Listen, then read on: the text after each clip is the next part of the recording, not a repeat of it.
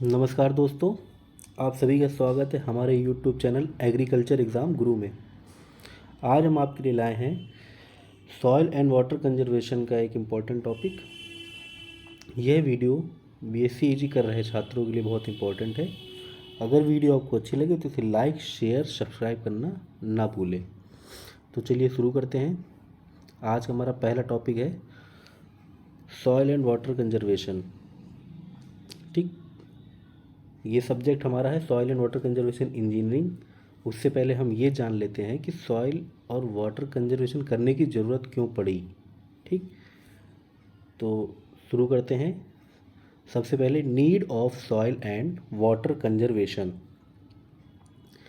Soil और water conservation करने की आवश्यकता क्यों पड़ रही है, तो शुरू करते हैं। Soil and water are two important natural sources and the basic need for agriculture production. जो हमारी मृदा और जल, यह दोनों जो हैं बहुत ही इम्पॉर्टेंट प्राकृतिक रिसोर्स है। ठीक, जिनका एग्रीकल्चर प्रोडक्शन करने में बहुत उपयोग होता है। बिना मिट्टी के आप ना कुछ उगा सकते हैं और ना बिना पानी के, तो दोनों चीज़ें बहुत उपयोगी हमारे एग्रीकल्चर सेक्टर में। ठीक, during the last century it has been observe that pressure of increasing population has led to degradation of these natural resources. पिछले कुछ सालों में देखा गया है, कुछ शताब्दियों में देखा गया है कि जो हमारी बढ़ती हुई जनसंख्या है, इसके कारण हमारे जो नेचुरल रिसोर्सेज हैं उनका किस तरह दोहन हो रहा है। धीरे धीरे बहुत बहुत ज़्यादा दोहन हो रहा है, जितने भी हमारे प्राकृतिक रिसोर्सेज हैं। ठीक, जैसे कि हमारी मृदा और जल की बात कर रहे हैं हम यहाँ पर। तो बढ़ती हुई जनसंख्या के कारण हमारा जो प्राकृतिक रिसोर्सेज उनका दोहन बहुत ज़्यादा हो रहा है। ठीक, in other words increase in agriculture production to feed the increasing population is only possible if there's sufficient fertile land and water are available for farming। कहने का मतलब ये है कि अगर इतनी तेज़ी से जनसंख्या बढ़ रही है तो उस जनसंख्या को खिलाने के लिए, एग्रीकल्चर प्रोडक्शन बढ़ाने के लिए हमारे पास जो मृदा है वो फर्टाइल होनी चाहिए और हमारे पास वाटर अवेलेबल होना ज़रूरी है। ठीक, अगर हमारे पास उपजाऊ मृदा नहीं होगी, पानी नहीं होगा, तो हम इतना एग्रीकल्चर प्रोड्यूस नहीं कर पाएंगे कि जो हमारी बढ़ती हुई जनसंख्या उसको हम लोग खिला पाएँ।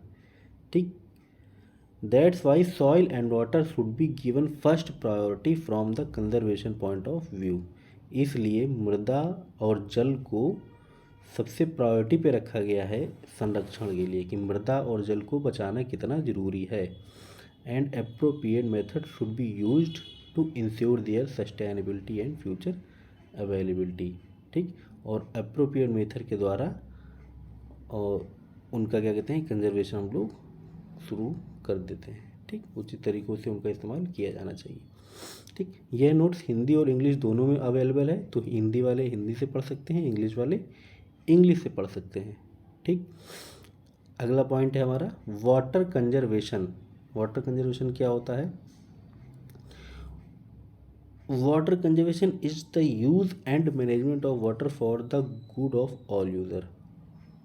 ऐसा प्रबंधन करना जिस भाई पानी एक ऐसी चीज़ है जिसका सब लोग उपयोग करते हैं। ठीक, तो पानी का मैनेजमेंट बहुत ज़रूरी है। Water is abundant through out the earth, yet only 3% of all water is fresh water. जितना भी पूरी पृथ्वी पर हमारा जल उपलब्ध है उसमें फ्रेश वाटर कितना है? ओनली 3%, केवल 3% फ्रेश वाटर है। And less than 7/10 of fresh water is usable, और उसमें से 7/10 7/10वां भाग जो है वो यूजेबल है, उसी को हम लोग यूज़ कर सकते हैं। Much of the usable water is utilize for irrigation, और उसमें काफ़ी सारा जो यूजेबल वाटर है उसको हम लोग इरीगेशन यानी सिंचाई में यूज़ करते हैं।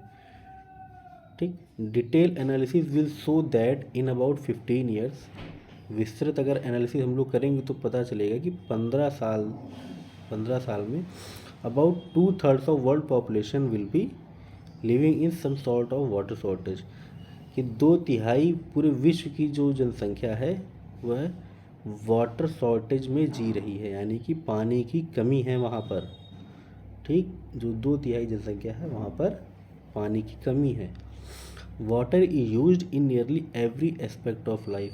जाहिर सी बात है भाई, जीवन में वाटर का क्या, जल का क्या महत्व है, ये सभी को पता है। There are multiple domestic, industrial and agriculture use, जहाँ पर घरेलू, इंडस्ट्रियल और एग्रीकल्चर यूज़ में जल का उपयोग होता है। Water conservation is rapidly become a hot topic, yet many people do not realise the importance of soil and water conservation. ये एक महत्वपूर्ण मुद्दा है जिस पर लोग क्या कहते हैं, ध्यान नहीं देते हैं, इसीलिए हमें जल और मृदा संरक्षण पर ध्यान देना चाहिए। अगला है हमारा soil conservation. Soil conservation is defined as the control of soil erosion in order to maintain agriculture productivity. जो मृदा संरक्षण है हमारा, उसको हम लोग कैसे डिफाइन कर सकते हैं कि जो हमारा कृषि उत्पादकता को मेंटेन करने के लिए हमें सॉइल इरोजन को कंट्रोल करना चाहिए। जो इरोजन है हमारा, मृदा अपरदन है, जो मृदा कटाव है, उसको कंट्रोल करने के लिए, कंट्रोल करना जिससे कि हमारी एग्रीकल्चर प्रोडक्टिविटी मेंटेन रहे, तो उसी को हम लोग सॉइल कंजर्वेशन कहते हैं। Soil erosion is often the effect of many natural causes such as water and wind. जो मेन एजेंट होते हैं सॉइल इरोजन के, वो होते हैं वाटर और विंड। ठीक, एक होता है जल और एक होता है हवा, दोनों के द्वारा सॉइल इरोजन होते हैं। There are also human factor which increase the rate of soil erosion. कुछ मानव कारक भी होते हैं, ह्यूमन फैक्टर भी होते हैं, जिससे सॉइल इरोजन का रेट जो है वो इंक्रीज होता है, जो मृदा कटाव की दर है वह बढ़ जाती है। कौन कौन से, जैसे कंस्ट्रक्शन करते हैं हम लोग, ठीक, निर्माण कहीं हो रहा है, कल्टीवेशन होता है कहीं, एंड अदर एक्टिविटीज़, और कुछ अदर एक्टिविटीज़ होती हैं जिसके कारण जो मृदा कटाव की दर है उसमें बढ़ोतरी हो जाती है। सम में argue that since it is a natural process soil erosion is not harmful. कुछ लोगों का कहना है कि ये एक प्राकृतिक प्रक्रिया है, ये ज़्यादा हानिकारक नहीं है। द ट्रूथ इज दैट, लेकिन जो सच्चाई है वो क्या है, the removal of the top layer of soil, जो ऊपरी परत है मिट्टी की उसका हटना, the organic matter nutrient are also remove. यदि ऊपरी परत मिट्टी की हट रही है तो इसका मतलब जो हमारे ऑर्गेनिक मैटर और न्यूट्रिएंट अवेलेबल है मिट्टी में, उनका भी नुकसान हो रहा है। ठीक, और उनका नुकसान होगा तो वो पौधे को नहीं मिल पाएगा, पौधों को नहीं मिल पाएगा तो वह हम लोगों को नहीं मिल पाएगा। ठीक है, क्योंकि मिट्टी की ऊपरी ही सतह पे न्यूट्रिएंट और ऑर्गेनिक मैटर न्यूट्रिएंट और ऑर्गेनिक मैटर अवेलेबल होते हैं। ठीक है, आगे देखते हैं। ठीक, ये हिंदी में है। अगला है सॉइल इरोजन। मृदा कटाव होता क्या है देख लेते हैं। The upper most weathered and disintegrated layer of the earth crust is refer to as soil. Earth की जो अपर लेयर होती है, जो upper most weathered and disintegrated layer होती है, उसी को हम लोग मृदा कहते हैं। The soil layer is composed of mineral and organic matter. ठीक, जो ऊपरी सॉइल लेयर होती है उसमें मिनरल्स होते हैं, ऑर्गेनिक मैटर होते हैं, and is capable of sustaining plant life, और यह पौधे की लाइफ के लिए काफ़ी उपयोगी होती है। ठीक, the soil depth is less in some places and more at other places.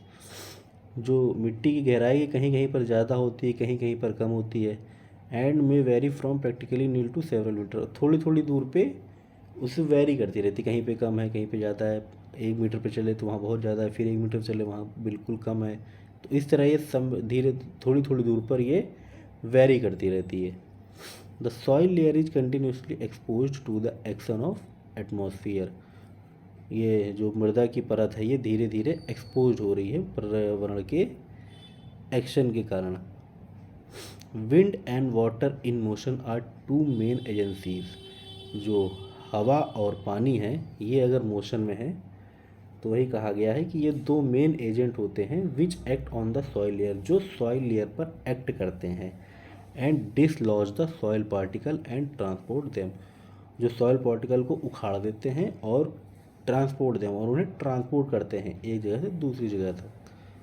The loosening of the soil from its place and its transportation from one place to another is known as soil erosion.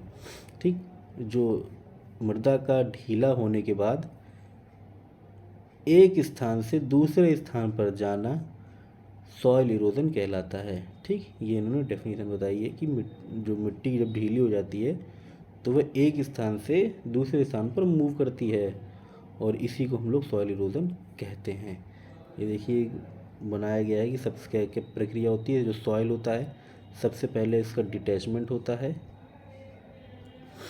Soil है, detachment मतलब उखड़ना, अपनी जगह से ढीला होना या उखड़ना। ठीक, फिर वो मिट्टी जब उखड़ जाती है फिर उसका ट्रांसपोर्टेशन होता है, मतलब एक स्थान से दूसरी जगह जाती है। फिर होता है डिपोजिशन, कि वह दूसरे स्थान पर जाके उसका डिपोजिशन यानी इकट्ठा होना शुरू हो जाता है। ठीक है, आगे देखते हैं। ये हिंदी में लिखा है, हिंदी वाले पढ़ सकते हैं। कॉजेज ऑफ सॉइल इरोजन, कौन कौन से कॉज होते हैं सॉइल इरोजन, मृदा कटाव के कौन कौन से कारण होते हैं। No single unique cause can be held responsible for soil erosion. मृदा कटाव के लिए सही बात है किसी एक कारण को जिम्मेदार नहीं ठहरा सकता, इसके कई सारे कारण हो सकते हैं। There are many underline factor responsible for this process. ठीक, इस प्रक्रिया के लिए कई सारे कारक जिम्मेदार हैं।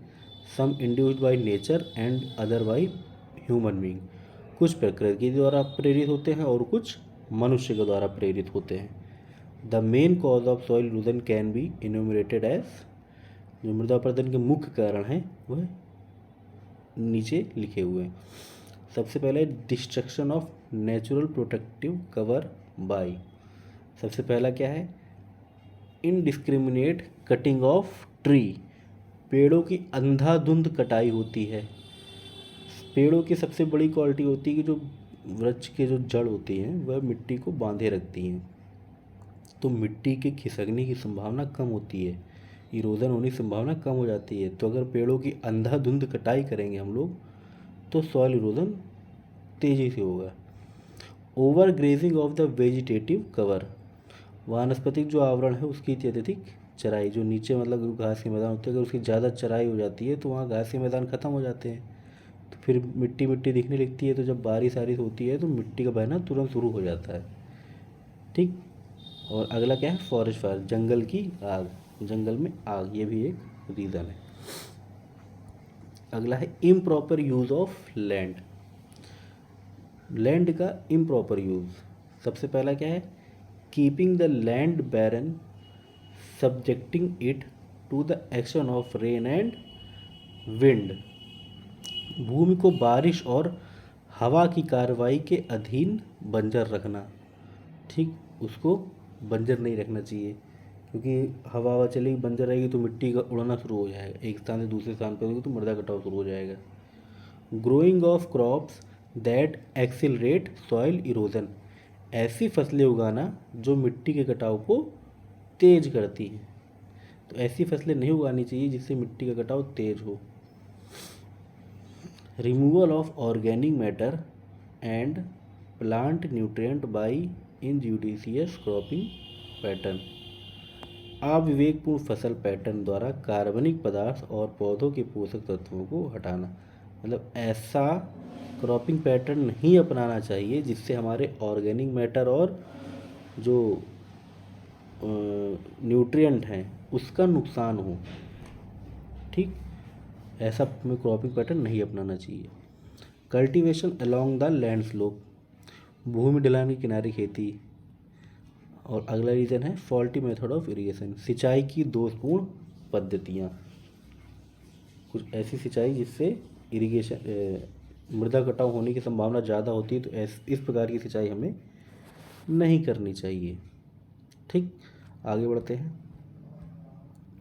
आगे हमारा एजेंट ऑफ सॉइल इरोजन, कि सॉइल इरोजन में कौन कौन से एजेंट हमारे सहायक होते हैं मृदा कटाव करने के लिए। ठीक, तो देखते हैं। यहाँ पर लिखा है सबसे पहले सॉइल इरोजन एजेंट। ठीक, कौन कौन से हैं? विंड, वाटर और ग्रेविटी। हवा द्वारा, भाई हवा चलेगी उसमें वेलोसिटी होती है, तो वहाँ मिट्टी को एक स्थान से दूसरे स्थान पर ले आएगी। ठीक, दूसरा है वाटर द्वारा। ठीक, जल द्वारा, कि जब बारिश होगी, फिर जब पानी ज़मीन पे गिरेगा तो मिट्टी ढीली होगी और मिट्टी का धीरे धीरे रन ऑफ शुरू हो जाएगा। ठीक, अगला होता है gravity.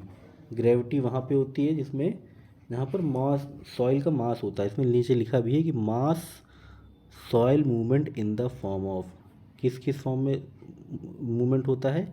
Landslide, landfall, debris and creep. ठीक है, landslide, landfall, debris and creep.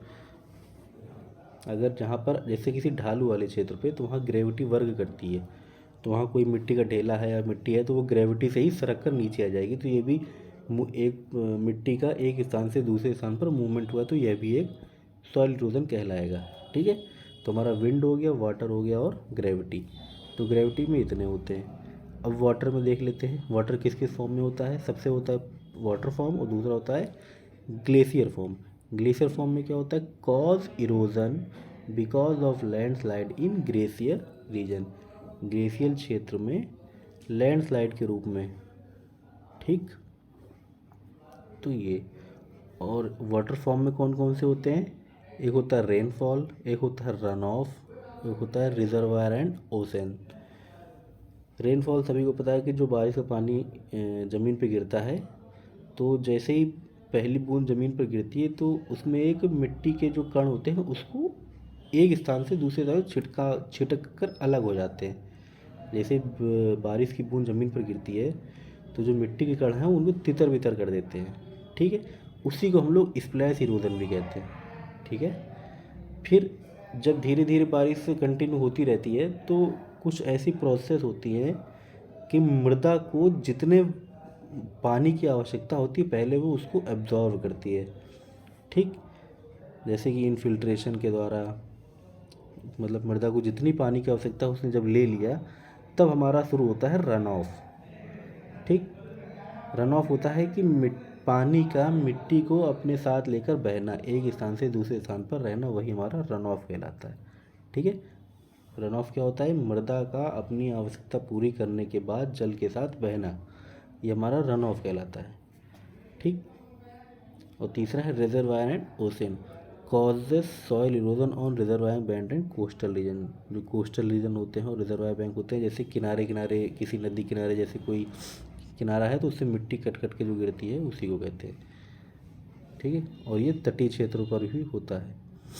ठीक, अब ये रन ऑफ है। रन ऑफ जो है हमारा दो प्रकार से होता है, एक होता है सरफेस रन ऑफ, एक होता है सब सरफेस रन ऑफ। ठीक, तो पहले देख लेते हैं सरफेस रन ऑफ, नहीं पहले सब सरफेस देखते हैं। सरफेस जो होता है वो मृदा की, मतलब सतह के ऊपर, और सब सरफेस जो मृदा सतह के नीचे। तो सब सरफेस में एक आता है जिसको कहते हैं पाइप इरोजन। ठीक है, पाइप इरोजन। और सरफेस रन ऑफ में क्या होता है? यह है शीट और इंटररिल इरोजन। शीट और इंटररिल इरोजन ये होता है कि जब बारिश ज़्यादा हो जाती है तो अगर खेत की जैसे एक पूरी की पूरी एक सीट टाइप की बन जाती है, अगर वह पूरी मूव हो जाए एक स्थान से दूसरे स्थान पर, तो वह हमारा होता है सीट इरोजन। ठीक, रील इरोजन आप लोगों ने देखा होगा खेतों में कि दरारें पड़ जाती हैं। मिट्टी के खेतों में जो, मतलब खेत होते हैं उसमें मिट्टी की दरारें पड़ जाती है हल्की हल्की, तो वह ये होता है हमारा रील इरोजन। ठीक, और गली इरोजन जो होता है, गली इरोजन हमारा जो होता है इसी रील इरोजन की एक एडवांस स्टेज होती है कि वो जो दरारें हैं वो काफ़ी पूरे गड्ढे के रूप में, खूब बड़े गड्ढे के रूप में होती हैं, तो वह हमारा गली इरोजन कहलाता है।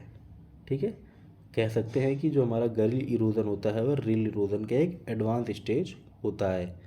ठीक है, स्ट्रीम बैंक इरोजन जो होता है वह हमारा होता है नदी के किनारे, जैसे कोई नदी बह रही है तो उसके किनारे किनारे अगर मिट्टी कट कट के गिर रही है तो वह हमारा स्ट्रीम बैंक इरोजन होता है। ठीक है, तो ये इतने सारे आपके एजेंट होते हैं, और जिसमें मेन हमारा विंड, वाटर और ग्रेविटी होता है। ये सारे आपको वाटर इरोजन के पार्ट दिए गए हैं। ठीक, ये सब हम आगे पढ़ेंगे एक्सप्लेन में। ठीक है, तो आज के लिए इतना ही रखते हैं। अगर वीडियो आपको अच्छी लगे तो इसे लाइक, शेयर, सब्सक्राइब करना ना भूलें। यह वीडियो आपकी इंग्लिश और हिंदी दोनों में दिया गया है। तो अगर आपको कोई और टॉपिक पढ़ना है तो हमें कमेंट करके ज़रूर बताएं। ठीक है, मिलते हैं नेक्स्ट वीडियो में, तब तक के लिए धन्यवाद।